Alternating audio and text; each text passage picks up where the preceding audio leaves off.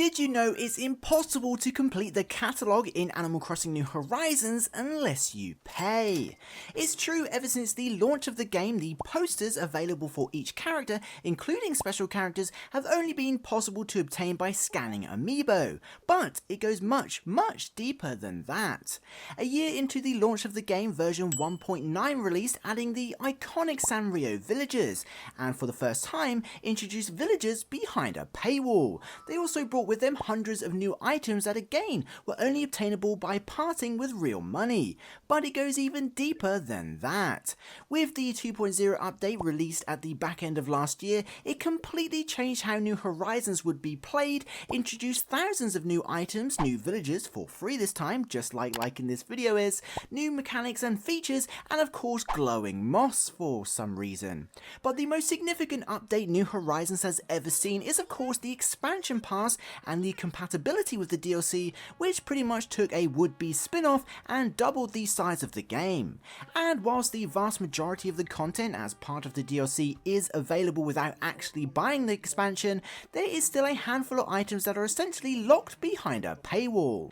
Ah, what an intro! Probably deserves a sub, right? Anyway, to that end, there are approximately 100 items that even if you scan every amiibo and even if you obtain every Sanrio villager are still locked behind a paywall and requires real life money. Now, just a quick disclaimer here, I'm not complaining or promoting this, we're simply breaking down all of the items behind this paywall so you know they exist. So let's take a look. Number 1. Villager photos. Probably the most significant items in the game are of course villager photos. They've existed since the original where you could obtain Tom Nook's portrait. Adorable. But since the days of Wild, these little items have been the single most challenging item for completionists out there and eventually prove you have what it takes to befriend your fellow residents.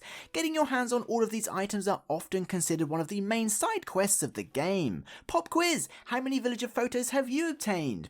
Unfortunately, many of these villager photos that were added in the 2.0 update are locked behind the DLC and amiibo, both of which you pay for. I won't list them all, but they consist of pretty much every special character except Brewster, Isabelle, Jingle, Rover, Timmy and Tommy, and Tom Nook, whose photos can be obtained for free. The rest you see on screen now not only require the DLC, but require the amiibo too. So if you truly want to complete the catalogue or obtain one of these villager photos, you're probably going to have to pay. Number 2. Exclusive furniture. Now, other than the Sanrio furniture, you might think all of the furniture available behind the DLC paywall is available in New Horizons without needing the DLC.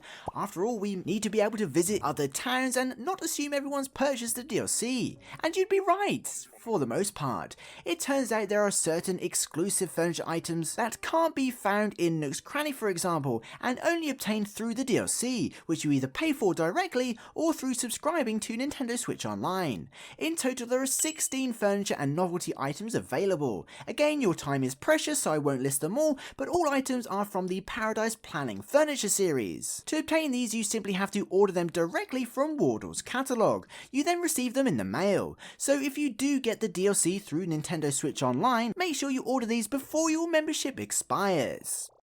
Number 3. Clothing and accessories. Much like the furniture category, there are a handful of clothing items and accessories that are only available through the Happy Home Paradise DLC.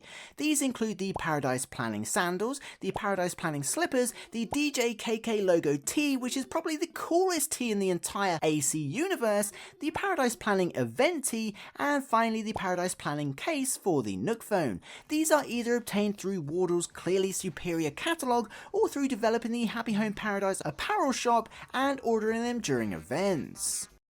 Number 4. DIY recipes. Now, you've probably guessed by now, but the DLC also include DIY recipes you can only get through paying for the DLC. You can't even trade them with friends because the physical card versions don't exist.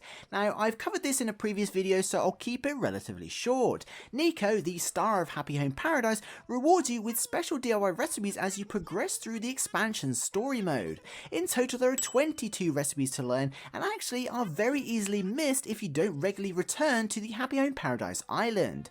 These include recipes for 7 tall island counters, 7 low island counters, 7 pillars and a partition wall. And believe it or not, these are individual recipes, they're not customizable. Niko pulls out his Nook phone and teaches these recipes to you, which can of course be used on the main New Horizons island. Unfortunately, without the DLC, you can't learn them. Number 5. Reactions. Now, unless I'm forgetting anything, which is entirely possible, let's face it, reactions are the final things to collect that are seemingly only available through paying extra money outside of New Horizons. There are 11 reactions to obtain as part of the Happy Home Paradise story mode. Once you've decorated all the facilities and you attend DJ KK's event to celebrate, you learn a whole bunch of dance moves, including airplane, arm swing dance, groove left, groove right, grooving hop, island stomp, shimmy, side to side, soak it in, turnip patch, and of course, twisty dance. So unless you play through the DLC and scan amiibo for some of the earlier items we mentioned, you can't really complete the New Horizons catalogue, or more importantly, obtain all of the villager photos. I'm not complaining, the DLC is totally worth it, but there you go, that's 110 items locked behind a paywall.